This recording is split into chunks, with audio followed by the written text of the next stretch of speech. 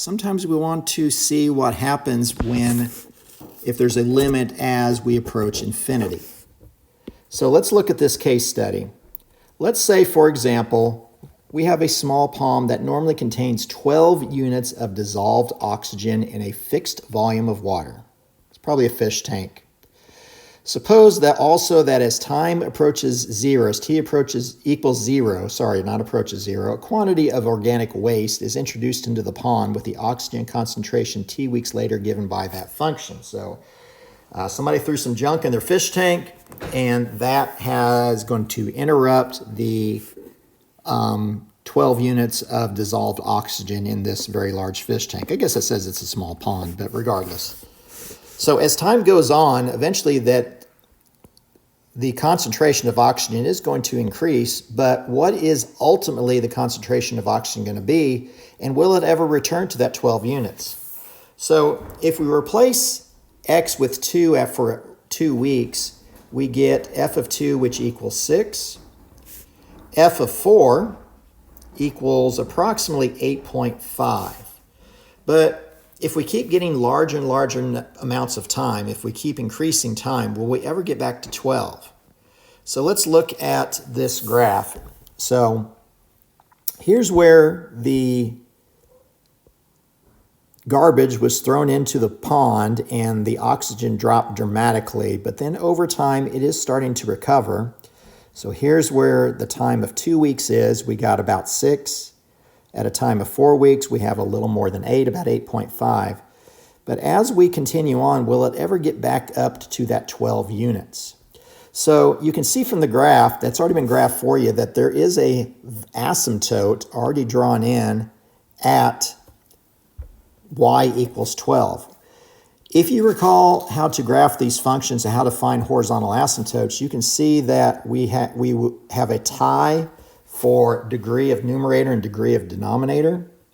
And when there's a tie, we just divide the leading coefficients. So you would have a leading coefficient of 12 in the numerator and a leading coefficient of 1 in the denominator, and that equals 12. So that's where there's a horizontal asymptote. And since there's a horizontal asymptote at 12, that means we will continue to get close to that horizontal asymptote, but it will never actually reach it. So to answer the previous question, will the concentration of oxygen ever return to 12? No, it never will return to 12.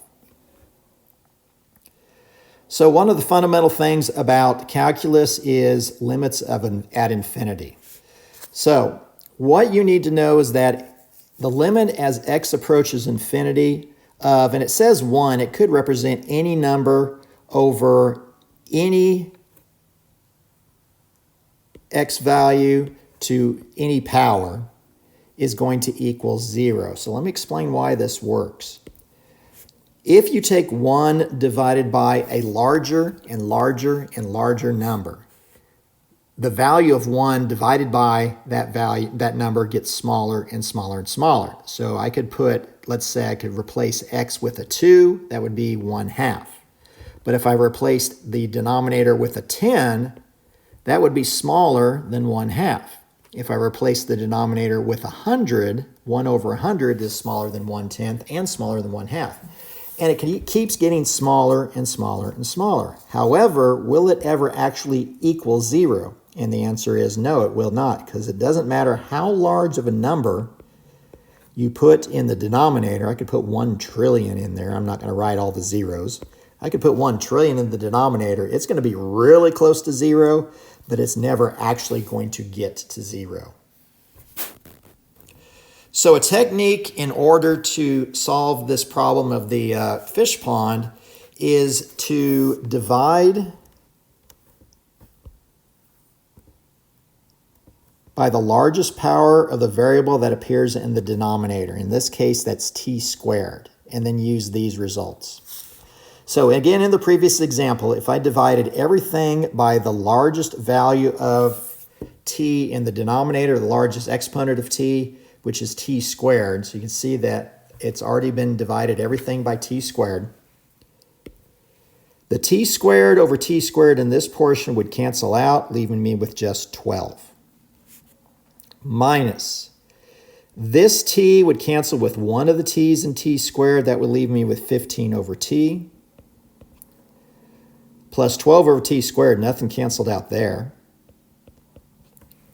All of that is over t squared cancels themselves out. That just leaves with 1 plus 1 over t squared. So again, this was the limit as t approaches infinity. So what happens if I plug in infinity on this one? So if I back up to the original problem, this was the original problem. This is before we actually were talking about limits. If you tried to plug in infinity into t right now, what you would get, 12 times infinity, and it doesn't matter what the number in front of infinity is. Anything times infinity would be infinity. You'd have infinity minus infinity, and infinity minus infinity is not 0, where there's no guarantee that those are the same degrees of infinity, plus 12 over infinity squared plus 1. What you get is infinity over infinity, which again, calculus call that an indeterminate form. So you can't have infinity over infinity. It does not equal 1 because infinity could be any incredibly large number. So if we divide by these highest powers of the denominator, now I'm going to have the limit as t approaches infinity of 12 minus, what is 15 divided by an incredibly large number? As we get larger and larger and larger, 15 divided by t is going to get smaller and smaller and smaller, so it is approaching 0. Plus 12 over t squared, that is another situation that we are approaching 0 because 12 divided by any incredibly large, infinitely large number squared is going to approach 0. Over 1 plus, now what is 1 divided by infinity squared? That is also going to be 0. So I get 12 in the numerator, 1 in the denominator, which means the limit as t approaches infinity is 12. So backing up to the graph here, you can see that, again, that as we approach infinity, it is approaching that horizontal asymptote at 12, which means we'll never reach it. We figured out that horizontal asymptote using an algebraic method that we've learned before, but now you can see that using this calculus method of dividing by the highest power of the denominator, it also shows us that the limit is approaching 12. So let's finish up with finding limits of infinity using this new technique of dividing by the largest power of the denominator. So the limit as x approaches infinity of 8 times 8x plus 6 over 3x minus 1. So again, if we tried to plug in infinity immediately, you'd have 8 times infinity, which is infinity, over 3 times infinity, which is also infinity, and that is indeterminate form. So let's divide by the highest power of the denominator, which is x to the first power. So we'd have 8x over x plus 6 over x, and all of that is over 3x over x minus 1 over x. X's cancel on 8x over x, so that gives us 8 plus 6 divided by, as x approaches infinity, is 0 over, the x's cancel here, that would be 3 minus 1 divided by infinity, it is approaching 0. That would give us 8/3. So the limit in this particular equation is 8/3, this particular function. Part B, the highest power of the denominator is that x to the third power, which has already been conveniently circled.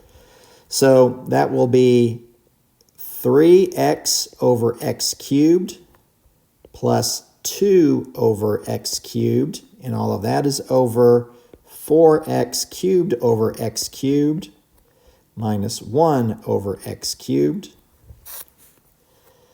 So on 3x over x cubed, this x will cancel out with one of these x's on x cubed, and so that will leave us with an x squared. So that becomes 3 over x squared plus 2 over x cubed over the x cubes cancel on that one. That just leaves us with 4 minus 1 over x cubed. So as x gets incredibly large, 3 over infinity to the second power would still be approaching 0. 2 plus 2 divided by an infinitely large number will also approach 0, and all of that is over 4 minus 1 divided by an infinitely large number. It is approaching 0. So I get 0 plus 0, which is 0 over 4. So 0 over 4 is not an indeterminate form. It's not 0 over 0. 0 divided by 4 is 0. So as x approaches infinity of this function, the limit is approaching 0. Part C, what is the highest power of x in the denominator? That is x to the first power. So we're going to divide everything by x to the first power. So 3x squared over x plus 2 over x. All of that is over 4x over x minus 3 over x. So this x will cancel with one of these x's here. So that's going to leave 3x plus 2 over x in the numerator. The x's cancel here, so that'll be 4 minus 3 over x in the denominator. I'm going to go to the denominator first on this one. So 4 is just going to be a 4. Minus 3 divided by infinity is 0. 3x, since there's an x still in the numerator, if I take 3 times an incredibly large number, it's going to get incredibly large still. So 3 times infinity is going to be infinity. Plus 2 over x is going to be approaching 0. So notice that when I do direct substitution on this one, I don't get infinity over infinity. I actually get infinity in the numerator and 4 in the denominator. That's not an indeterminate form. So if I'm taking an infinitely large number divided by 4, that means it's still going to be getting larger and larger and larger. So in this particular case, we can state that the limit as x approaches infinity is infinity. Or you could also say, the limit does not exist. But in this particular case, I would almost prefer that you say that x, the answer is infinity. Especially because if you were to see a graph of this, you would see that it is approaching the same number. It is approaching an infinitely large number from both sides. And then finally, part D. So the largest power of x in the denominator on this one is x squared. So I will have 5x squared over x squared minus 4 over x cubed over x squared divided by 3x squared over x squared plus 2x over x squared minus 1 over x squared. X squareds cancel here, leaving 5. Minus. This x squared will cancel with 2 of the x squares and the x cubed, so that will be 4x. Over x squares cancel, that's 3. This x cancels with one of the x's here, plus 2 over x, minus 1 over x squared. So again, I'm going to go to the denominator to save the suspense here. I'm going to have 3 plus 2 divided by x is 0, because 2 divided by infinity is 0, minus 1 divided by infinity, also approaching 0. In the numerator, I'm going to have 5 minus 4 times. Now, there is an x still, and if I take 4 times x, I'm going to wind up with 4 times basically infinity. And what is 4 times infinity? Well, again, that is an incredibly large number. The denominator is just 3, not that it really matters. But in this case, I'm going to get 5 minus an infinitely large number. So what is happening in this situation is that since I'm subtracting an infinitely large number from 5, the numerator continues to get smaller and smaller and smaller, very deep into the negatives. So it becomes negative infinity over 3, and an incredibly small negative number divided by 3, since the denominator is positive, means I'm going to have an answer of negative infinity. Or again, I can say, the limit does not exist. The limit does not exist.